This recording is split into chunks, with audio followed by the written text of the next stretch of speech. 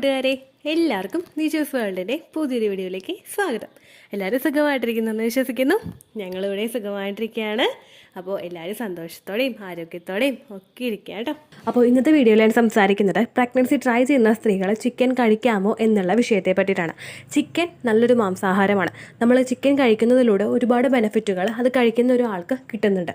അത് എന്തൊക്കെ ബെനിഫിറ്റുകളാണ് ചിക്കൻ കഴിക്കുമ്പോൾ നമുക്ക് കിട്ടുന്നതെന്ന് വെച്ച് കഴിഞ്ഞാൽ നമ്മുടെ ശരീരത്തിൽ പ്രോട്ടീൻ എത്തുന്നു, അയൺ എത്തുന്നു, വിറ്റമിൻ B12 എത്തുന്നു. ഇതെല്ലാം തന്നെ നമ്മുടെ എഗ്ഗിൻ്റെ ഗ്രോത്തിനും അതുപോലെ തന്നെ ഇംപ്ലാന്റേഷൻ സക്സസ്ഫുൾ ആവാനായിട്ടും ഏറ്റവും കൂടുതൽ അത്യാവശ്യമായി വേണ്ടുന്ന വിറ്റമിൻസ് ആണ്. അപ്പോൾ ഇതെല്ലാം നിങ്ങൾ ചിക്കൻ കഴിക്കുന്നതോടുകൂടി നിങ്ങൾക്ക് കിട്ടുന്നു.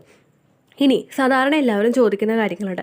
എങ്ങനെയാണ് നമ്മൾ ചിക്കൻ കഴിക്കേണ്ടത്? ചിക്കൻ കഴിച്ചു കഴിഞ്ഞാൽ ഇംപ്ലാന്റേഷൻ ഫെയിൽ ആവില്ലേ? അല്ലെങ്കിൽ ചിക്കൻ കഴിച്ചു കഴിഞ്ഞാൽ നമ്മുടെ ശരീരത്തിൽ ബോഡി ഹീറ്റ് ഇൻക്രീസ് ആവില്ലേ? ബോഡി ഹീറ്റ് ഇൻക്രീസ് ആയി കഴിഞ്ഞ് കഴിഞ്ഞാൽ അത് ഇംപ്ലാന്റേഷൻ ഫെയിൽ ആക്കാനായിട്ട് കാരണമാവില്ലേ? ശരിയാണ്.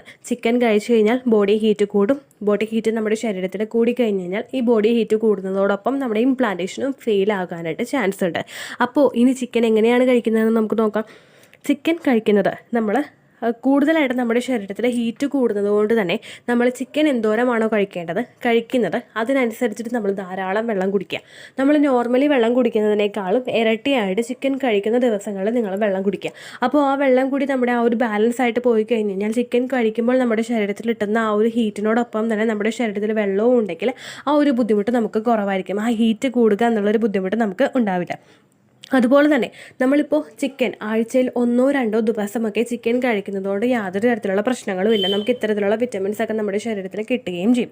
പിന്നെ ചിക്കൻ കഴിക്കുമ്പോൾ നിങ്ങൾ ശ്രദ്ധിക്കേണ്ട കാര്യം, പുറത്ത് കുക്ക് ചെയ്യുന്ന ചിക്കൻ നിങ്ങൾ കഴിക്കാതിരിക്കുക. പുറത്തുനിന്ന് നമ്മൾ മേടിച്ചുകൊണ്ട് വരുന്ന ചിക്കനിൽ ഉണ്ടാക്കുന്ന ആർട്ടിഫിഷ്യൽ ആയിട്ടുള്ള ടേസ്റ്റ് ഇൻക്രീസ് ചെയ്യുന്ന ഐറ്റംസും അതുപോലെ തന്നെ മറ്റുള്ള ഹാഫ് കുക്കായിട്ടൊക്കെ വരുന്ന ചിക്കനും ഒക്കെ തന്നെ നമ്മുടെ ശരീരത്തിന് നല്ലതല്ല. ഇതെല്ലാം നമ്മൾ കോൺസിക്വൻ്റ് ആയിട്ട് കഴിച്ചു കഴിഞ്ഞ് കഴിഞ്ഞാൽ ഇത് നമ്മുടെ ഇംപ്ലാന്റേഷൻ ഫെയിൽ ആക്കുന്നതിന് കാരണമാകുന്നു.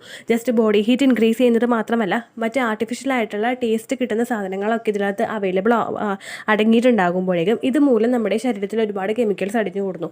ഇതുമൂലം നമ്മളുടെ ഇംപ്ലാന്റേഷൻ ഫെയിൽ ആകുന്നതിനും കാരണമാകുന്നു. അപ്പോൾ നമ്മൾ എന്താണ് ചെയ്യേണ്ടത്? വീട്ടിൽ തന്നെ ചിക്കൻ പ്രിപ്പയർ ചെയ്യണം.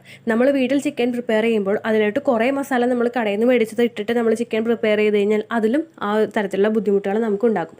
നമ്മൾ ഉപയോഗിക്കുന്ന കൂടുതലായിട്ടുള്ള മസാലകളും നമ്മുടെ ശരീരത്തിൽ ഒരുപാട് ആരോഗ്യ പ്രശ്നങ്ങൾ ഉണ്ടാക്കും. അതും തന്നെ നമ്മളുടെ ഇംപ്ലാന്റേഷൻ ഫെയിൽ ആകുന്നതിനും നമ്മുടെ എഗ്ഗിൻ്റെ ഗ്രോത്തിന് എഗ്ഗിൻ്റെ ക്വാളിറ്റി കുറയുന്നതിനും ഒക്കെ കാരണമാകുന്നു. അപ്പോൾ നമ്മുടെ വീട്ടിൽ നിന്ന് മസാലകളൊക്കെ പൊടിച്ചിട്ട് നമ്മൾ ചിക്കൻ ഉണ്ടാക്കാനായിട്ട് ശ്രദ്ധിക്കുക.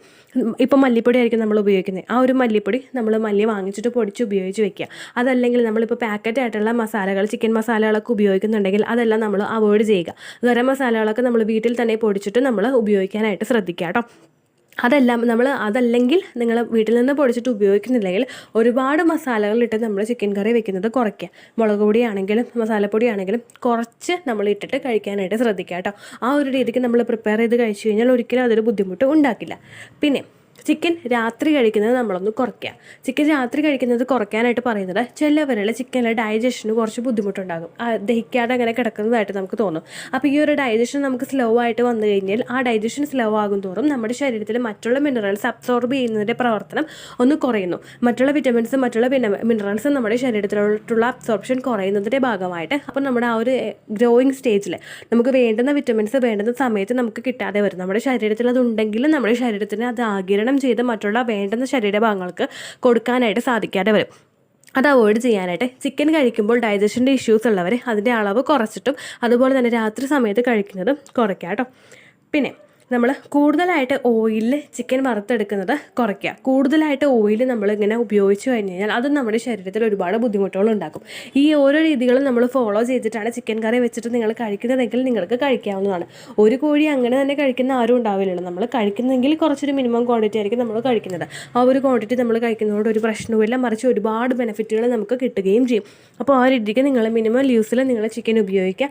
അധികം മസാലകളൊന്നും ആഡ് ചെയ്യാതെ അധികം ഓയിൽസ് ഒന്നും യൂസ് ചെയ്യാതെ പുറത്തുനിന്ന് കഴിക്കുന്ന ചിക്കൻ അവോയ്ഡ് ചെയ്തിട്ട് നിങ്ങൾ വീട്ടിൽ തന്നെ പ്രിപ്പയർ ചെയ്ത് ചിക്കൻ കഴിച്ചു കഴിഞ്ഞ് കഴിഞ്ഞാൽ ഇത് നിങ്ങളുടെ എഗ്ഗിൻ്റെ ഗ്രോത്തിനും എഗ്ഗിൻ്റെ ക്വാളിറ്റി ഇൻക്രീസ് ചെയ്യുന്നതിനും ഇംപ്ലാന്റേഷൻ സക്സസ്ഫുൾ ആകുന്നതിനും സപ്പോർട്ട് ചെയ്യുന്നു.